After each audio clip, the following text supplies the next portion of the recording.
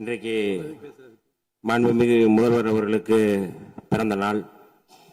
இந்த பிறந்த நாளில் விடுதலை சிறுத்தைகளின் சார்பில் அவர் தமிழ் போல் சிறந்து செழிப்பாக வாழ எங்களுடைய தலைவர் எழுச்சி தமிழர் தொல்காப்பின் திருமாவளவன் அவர்கள் சார்பிலும் விடுதலை சிறுத்தைகளின் சார்பில் வாழ்த்துகின்றேன். நேற்றைக்கு நான் திருவண்ணாமலை மாவட்டம் அங்கே சென்ற பொழுது அது ஈழத்தமிழர்கள் குடியிருப்பு பகுதிக்கு என்னை அழைத்து சென்றார்கள். அப்படி சென்று கொண்டிருந்த பொழுது அந்த குடியிருப்பில் பல கோரிக்கைகள் வைத்திருந்தார்கள். அது தொடர்பாக நான் பேரவைத் தலைவர் அவர்களிடம் நான் தனியாக அதை கொடுத்து விடுகின்றேன். அங்கே குடியிருக்க வீடுகள் சரியாக இல்லை, இன்னமும் கூடுதலாக தண்ணீர் வசதி இல்லை, சுடுகாடு பிரச்சனை இருக்கிறது என்று சொன்னார்கள்.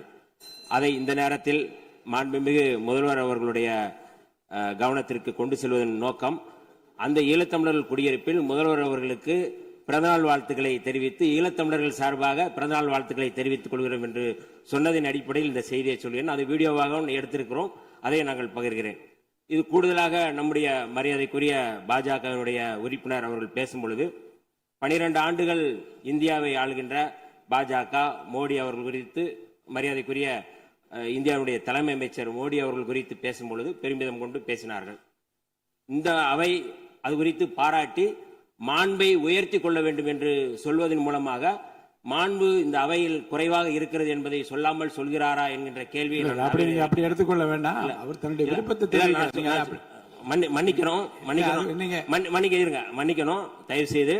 ஏனென்றால் தமிழ்நாட்டுக்கு தேவையான நிதி, நான் ஏற்கனவே நம்ம தேசிய கல்விக் கொள்கை 2020 இந்த அரசு மாண்புமிகு அமைச்சர் இந்த மாண்பு உறுப்பினர் பாருங்க, மாண்பு உறுப்பினர் பேசிய அந்த உரையில இருந்து நீங்கள் மறுப்பு சொல்லுகிற கருத்து எதுவும் இருப்பதாக எனக்கு மனத்துக்கு படவில்லை. நேற்று நீங்கள் திருவண்ணாமலைக்கு சென்ற செய்தி ஏற்புடையது. அடுத்து மாண்பு உறுப்பினர் பேசிய அந்த பேச்சுகளிலிருந்து எதுவும் பேச வேண்டாம் என்று கேட்டுக்கொள்கிறேன். அதுல ரொம்ப நான் தயவு செய்து மன்னிக்க வேண்டும் என்று நான் நினைக்கிறேன். என்றால் என்னுடைய கருத்துக்கு எப்பொழுதுமே அதுல என்னன்னா, நான் அனைவருக்கும் கல்வி திட்டத்தின் இயக்கத்தின் மூலமாக தமிழ்நாட்டிற்கு நியாயமாக கிடைக்க வேண்டிய 3458 கோடி ரூபாய் ஒதுக்க வேண்டும், அது தர வேண்டும் என்கின்ற கோரிக்கையை தமிழ்நாடு நம்ம தொடர்ந்து நம்ம கோரிக்கை வைக்கின்றோம். அப்படி அதை மறுக்கின்ற ஒரு அரசு இந்திய ஒன்றிய அரசு. அப்படி வழங்கிவிட்டு பேசினால் அதை பற்றி நம்ம பேசலாம். மாண்பு அமைச்சர் ஒன்று சொல்லலாம், பாஜக உறுப்பினர் எங்களுக்காக வாதாடி அதை பெற்றுத்தார்கள் என்று அதுதான் நான் சொல்ல வரேன். அது குறித்து அவர் பேசி இந்த மாண்பை உயர்த்துவதற்கு கண்டிப்பாக அவர் சொன்ன அந்த படுகர் சமுதாயம் அப்படிங்கிறது, நாங்க சமூக நீதித்துறையின் சார்பாக ஏற்கனவே இந்த கோரிக்கைகள் நிறைய நம்முடைய துறையின் சார்பாக வந்திருக்கிறது. அந்த படுகர் சமுதாய மக்கள் பழங்குடி சமுதாயத்தில் சேர்க்க வேண்டும் என்பது அந்த மக்களுடைய கோரிக்கை. அது குறித்து மாண்புமிகு முதல்வர் அவருடைய கவனத்திற்கும் நாங்கள் கொண்டு சென்றிருக்கிறோம். கட்டாயம் அது குறித்து பரிசீலிப்போம். நன்றி, வணக்கம்.